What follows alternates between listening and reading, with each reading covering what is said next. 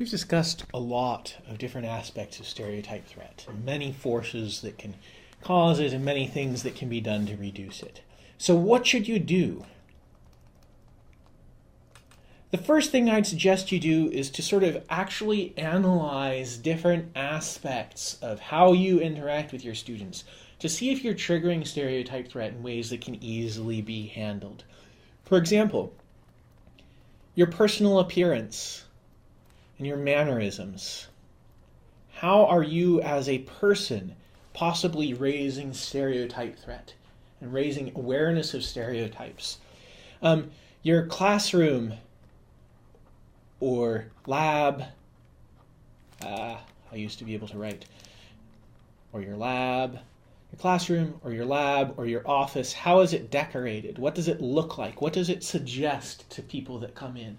Is it welcoming? Is it stress-inducing? Is it raise stereotypes? Is there something you can do there?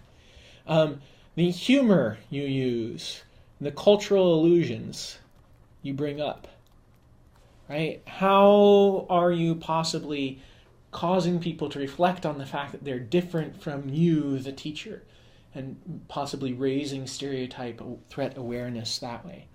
How about your exams or your assignment write-ups?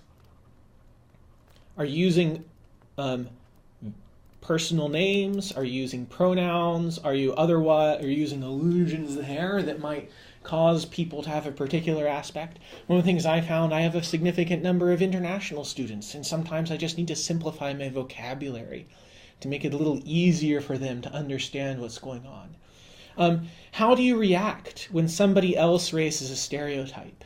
How do you praise your students? How do you react to students that are struggling?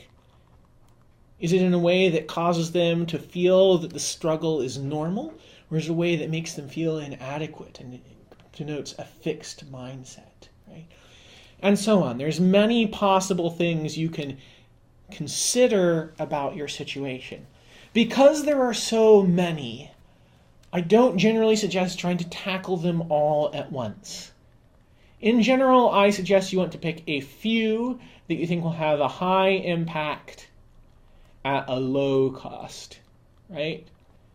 What can you do easily that's likely to have a significant impact on your students' well-being and reducing the stereotype threat that works in their lives and helping encourage them to stay in the field? And then revisit often.